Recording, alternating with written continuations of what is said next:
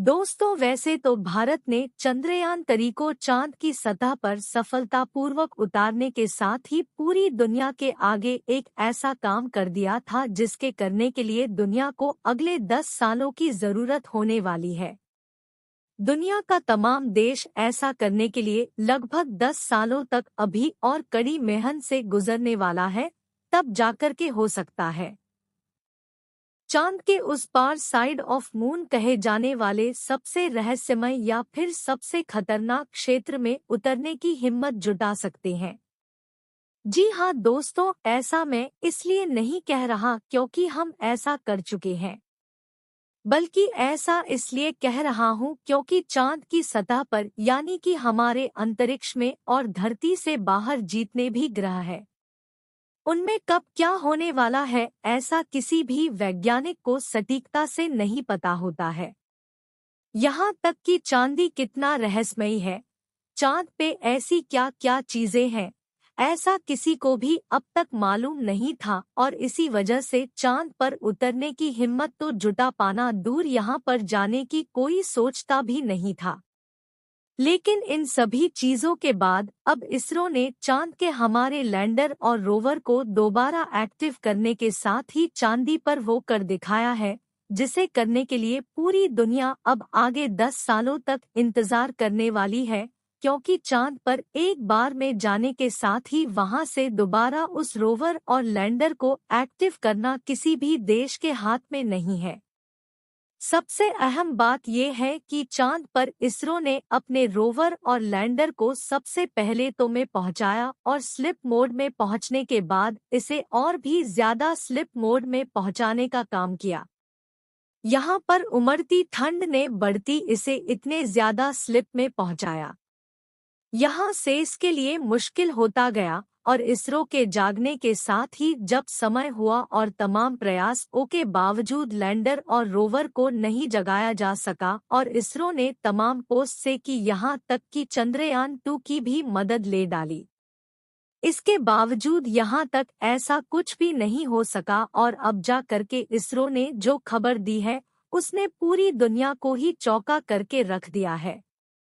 इसरो ने वो कर दिया है जिसका अंदाजा तो क्या इसके बारे में कोई कभी सोच भी नहीं सकता था। बता दें कि चंद्रमा की सतह पर उतरने वाले लैंडर और रोवर में एक मोनोजिस के बारे में हमने लर्निंग से पहले ही सुना होगा। आपने अगर सुना हो तो इसमें लगभग 7 दिन लगे थे। इन 7 इनके अलावा एक ऐसा मोनो इंजन था जो इसकी लैंडिंग के लिए अहम रूप से जिम्मेदार था और यह मोनो ऐसा था जो इसके सभी पार्ट को हिट प्रोवाइड करने के साथ ही साथ शांत के स्तर पर बखूबी उतारने के लिए हम जिम्मेदार था। अगर आपने जाना हो या फिर लैंडिंग के समय आपने सुना हो तो इसरो ने इस इंजन की चर्चा इतने अच्छे तरीके से की थी जैसे सबसे अहम पार्ट यही हो। वास्तव में इसरो ने सही कहा था। वास्तव में यह इंजन सबसे अहम पार्ट है हमारे चंद्रयान-3 के लैंडर और रोवर का और इसकी मदद से आज इसरो को वो सफलता मिल चुकी है जिसके इंतजार अब तक सभी कर रहे थे। दोस्तों, इस सफलता का श्रेय जाता है एक बार फिर से इसमें लगे एआई और मोइन, जिनकी मदद से इसरो ने यह कारनामा कर दिखाया है। इसके साथ ही इसरो ने चंद्रमा के सतह पर मौजूद लैंडर और रोवर का फुटेज भी जारी किया है। वजह ये नहीं है कि हम चंद्र का दोबारा एक्टिव हो चुके हैं, वजह ये है कि चांद पर एक्टिव होने के साथ ही वो कर दिखाया है जिसे आज तक दुनिया के तमाम देशों ने किया ही नहीं है और इसी वजह से दुनिया के तमाम देश ऐसे भी सामने आ रहे हैं जिन्हें यह बात बिल्कुल भी हजम नहीं हो रही है कि आखिर इस तरह ने ऐसा क्यों कर दिखाया और कैसे किया। जी हाँ, हम बात कर रहे हैं चीन और ब्रिटेन की, जिसने साफ कह दिया है कि भारत में तो अपना चंद्रयान-3 को चांद के ध्रुवीय पोल पर उतारा ही नहीं है। अगर नहीं उतारा है तो फिर क्या किया? ये सबके प्रूफ अब सामने आ चुके हैं। इसमें ने शर्मा की सतह पर एक बार फिर से रोवर का वीडियो जारी किया है। अभी अभी जो चंद्रमा के स्तर पर दोबारा एक्टिव होने के बाद रोवर की तरफ से पहली बार सामने आया है। हालांकि यह वीडियो काफी ज्यादा चौंका देने वाला है, क्योंकि चांद पर ऐसी एक्टिविटी के लिए कोई भी जिम्मेदाराना नहीं है। यानी कि इस एक्टिविटी को लेकर के यहाँ पर कोई ऐसा नहीं है जो ऐसा कर सके। लेकिन फिर भी यहाँ एक्टिविटी चांद पर हो रही है, और अगर हो रही है तो आखिर इसके पीछे जिम्मेदार कौन है? अब ये तमाम सवाल भी यह वीडियो पैदा करने वाला है। क्या है वो वीडियो जो कि इस वक्त इसरो की तरफ से जारी किया गया है, जिसमें आप देख पाएंगे कि चांद पर वास्तव में हमारा रोवर इस वक्त किस कंडीशन में है, किस स्थिति में मौजूद है और वो क्या कर रहा है। इसरो की तरफ से जो वीडियो जारी किया गया है उसे देखने के बाद आप भी समझ जाएंगे कि आखिर वास्तविकता क्या है और झूठ क्या है। दिखाएंगे आपको इस वीडियो में, आगे वो वीडियो दिखाएंगे, साथ ही साथ आपको इस बारे में और भी ज्यादा जानकारी देंगे जो कि अब इस रोग की तरफ से की गई है। एक के बाद एक कई अहम 4 जानकारियों को ने अभी अभी साझा किया है, जो कि सुबह होने के साथ ही इसरो का सबसे अहम उद्देश्य था और पूरा हो चुका है, और अब इसरो ने वह कर दिखाया है। हालांकि इसरो ने यहाँ पर मौजूद रोवर को लेकर भी बहुत अहम जानकारी दी थी। उन्होंने कहा है कि अब क्या चांद की सतह पर एक सवाल बार बार आ रहा था कि हमारा रोवर कितने दिनों तक काम करने वाला है, क्योंकि चांद पर 8 दिन का समय तो बीत चुका है जब वो दिन हो चुका है, और ऐसे में 14 दिन का ही दिन होता है, और यहाँ पर अगर 8 दिन बीत चुके हैं तो फिर 2-4 दिन बाद फिर से शाम हो जाएगी, और इसके बाद क्या रोवर को फिर से स्लिप में डाला जाएगा? इन सभी सवालों के जवाब उन्होंने दिए हैं। बताएंगे आपको पूरी जानकारी। वीडियो में तो चैनल पर बने रहे, और अगर अभी तक चैनल को सब्सक्राइब नहीं किया है तो दोस्तों नीचे बने लाल कलर के बटन को सबसे पहले दबा करके आप मेरे चैनल को सब्सक्राइब कर लें। साथ ही बेल आइकन को जरूर दबा लें ताकि इससे जुड़ी अपडेट पल पल की खबर आप तक सबसे पहले पहुंचते रहे। दोस्तों, भारत का चंद्रयान 3 पूरी दुनिया के लिए ऐतिहासिक था। इतना ही नहीं, चांद के डार्क साइड में उतरने के साथ ही आपको बता दें कि ध्रुवीय क्षेत्र इतना ज्यादा अनियमित है, असतत है, और इतना ज्यादा पुतला है कि यहाँ पर कभी भी कुछ भी हो सकता है। चांद के ध्रुवीय सेट पर ही एक पहाड़ मौजूद है। ये पहाड़ हमारे हिमालय से भी कहीं ज्यादा ऊपर है, और इसकी ऊंचाई इतनी ज्यादा है कि यहाँ पर किसी चीज का जी पाना और यहाँ पर किसी चीज का सरवाइव कर पाना बहुत मुश्किल है, और यहाँ पूरे ध्रुवीय क्षेत्र के पास है, और हमारा रोवर इससे महज कुछ दूरी पर ही मौजूद है। ऐसे में दुनिया के तमाम देश को यह लग रहा है या फिर इसरो ने चांद की सतह पर उस पहाड़ पर ही क्यों नहीं उतारा? तभी जाकर के हम मानेंगे कि चांद की सतह के ध्रुवी पोल पर वो उतरा हुआ है। यही वजह थी कि इसरो के इस मिशन को लेकर के अमेरिका और तमाम देशों ने तो सपोर्ट किया, वहीं चीन और ब्रिटेन ने इसकी अवहेलना की है।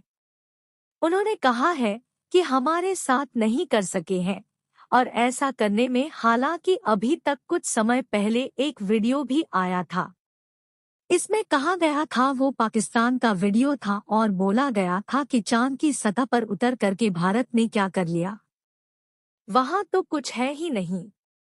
बिजली पानी, अब ऐसे बचकाना जवाब और ऐसी बचकाना बातें करने वाले देशों से हम क्या ही उम्मीद लगा सकते हैं कि वो क्या समझेंगे। इस मिशन को वही देश समझ सकते हैं जो वास्तव में ऐसा करने में कभी कोशिश की हो या फिर उतरने में नाकामयाब रहे हो। जैसे कि अगर अभी हाल फिलहाल में बात करें तो जैसे हम कभी नहीं चाहते थे कि रूस वहां पर लैंड ना करे, लेकिन रूस वहां पर हमारे से पहले लैंड करने की कोशिश किया और असफल रहा। अब इस बात का दावा अगर आप रूप से पूछें रूप से कि आखिर उसने कैसे किया और उसका मिशन कैसे फेल हुआ और उसने कितनी मेहनत पड़ी, तो वहीं ये बात की जानकारी दे पाएगा कि वास्तव में कितना कठिन है वहां पर उतरना और किस वजह से रूस फेल हुआ है। इतना ही नहीं, रूस से पहले एक जापान ने भी मिशन भेजा था। अगर आपको पता हो नहीं पता होगा। हालांकि आप आज से जब हमने चंद्रयान-2 को लॉन्च किया था उसे 4 महीना ठीक पहले जापान ने हमेशा लॉन्च किया था और जापान का भी संचार हुआ था। इसके बाद आप यह समझ सकते हैं कि चांद के उस सतह पर उतरना कितना कठिन है। और यह पूछना है तो अमेरिका, रूस और जापान जैसे देशों से पूछिए जो वास्तव में कभी मिशन करते हैं। जो मिशन करते ही नहीं है वो क्या बताएंगे? यूरोपियन चांद के उस पार साइड में उतरने की कभी सोची ही नहीं है, तो वो क्या कहेंगी कि हमने कैसे वहां पर फेस किया? इसरो ने फेस किया है तो इसरो जनता है, पर इसरो को ये भी पता है कि हमने उतारने में कितनी कड़ी मशक्कत की है और अपने चंद्रयान-2 को किस तरह से बलिदान दिया है। उसके बाद जा करके हमें 4 सालों की लगातार मेहनत और लगातार तानों के बाद यह सफलता मिली है। और यह सफलता कितनी ज्यादा कीमती है हमारे लिए या हम ही जानते हैं। दोस्तों चलिए आपको वीडियो दिखा देते हैं जो इस वक्त इसरो की तरफ से जारी कर दिया गया है। रोबोट की तरफ से आया हुआ वीडियो जैसा कि अभी आप स्क्रीन पर देख पा रहे हैं, वो जो इस वक्त इस रोग की तरफ से जारी किया गया है, इसमें आप मोमेंट को कैप्चर कर सकते हैं। आप देख सकते हैं कि चांद की सतह पर कैसी मूवमेंट दिखाई दे रही है। हालांकि इस मूवमेंट के साथ ही साथ आपको बता दें कि चांद की सतह पर रोवर ने एक बार फिर से चांद की मिट्टी के नमूने लिए हैं और इन नमूनों को मिट्टी के लेने के साथ ही उसने कई और बहुमूल्य चीजों की खोज भी कर डाली है। जी हाँ, ये बहुत बड़ी खुशखबरी है। पूरे देश के लिए बहुत बड़ी अपडेट है और पूरी दुनिया के लिए एक बहुत बड़ा सवाल फिर से इसरो ने खड़ा किया है कि अगर हम चांद की सतह पर मौजूद नहीं है और हमारा वहां पर कोई कनेक्शन नहीं है, तो आखिर हमने पहले 16 खनिजों और अब 3 और खनिजों की खोज कैसे कर ली है। बता दें कि इसमें एक सबसे अहम कीमती चीज है और साथ साथ इसमें जो पेट्रोलियम में पाई जाने वाली 2 ऐसी चीजें भी इसके साथ खोजी गई है। हालांकि उन्होंने कहा है कि इसका डेटा अभी पूरी तरह से स्पष्ट नहीं हो सका है। रोवर की तरफ से डेटा तो आ चुका है, लेकिन अभी इस रोग के वैज्ञानिक टीम इसे एनालिसिस कर रही है और भूगोलवेत्ताओं की टीम भी इस डेटा को एनालिसिस कर रही है। इस डेटा को निश्चित करने के बाद और इसे बखूबी पढ़ने के बाद ही यह बात पता चल सकेगी आखिर ये तीनों खनिज में क्या क्या मिलावटी है और इन तीनों खनिजों की क्या क्या उपयोगिता होने वाली है। हालांकि आपको बता दें कि रूबिडियम सिर्फ बहुत ही ज्यादा कीमती धातुओं में से एक है और अगर इसके भंडार यहाँ पर मिलते हैं तो कहीं ना कहीं इसरो के लिए बहुत बड़ा स्तर प्लस है। और इतना ही नहीं दोस्तों, आपको बता दें कि इसरो ने अपनी महत्वाकांक्षी मिशन चंद्रयान-3 के अब बाहुबली के अपने पूरे होने के साथ ही इसरो ने एक बात की और अहम घोषणा कर दी है। इसरो ने चंद्रयान-4 की लॉन्चिंग को लेकर भी एक बहुत बड़ी बात कही है। उन्होंने कहा है कि हम 2024 के अंत तक चांद की सतह पर अपने 4 की लॉन्चिंग करेंगे और यह मिशन हमारे लिए अब तक के किए गए सभी में सबसे प्रेफरेंस रच दिया जाएगा, क्योंकि इस मिशन में हमें और भी बड़ी चीजें करने की कोशिश करने वाला है। हालांकि इसरो को कई अहम चीजें ऐसी भी मिली हैं जिनके डेटा को इसरो ने सुरक्षित रखा है और बताना भी ठीक नहीं होगा, क्योंकि यह एक ऐसी जानकारी है जो पूरी दुनिया के साथ इसरो नहीं साझा कर सकता है। हम भी और आप भी इस बात को बखूबी समझते हैं कि पूरी दुनिया में किस तरह के देश पड़े हुए हैं जो एक बार खनिज की जानकारी मिलने के साथ ही अपना मिशन तुरंत ही शुरू कर देते हैं। वैसे देश को अगर यह जानकारियां मिलती तो कहीं ना कहीं उसका दुरुपयोग भी सामने जरूर आता और उनके हक की बात भी एक बार फिर से आ जाती। इसीलिए भारत ने यह जानकारी अभी तक किसी भी देश के साथ साझा नहीं की है।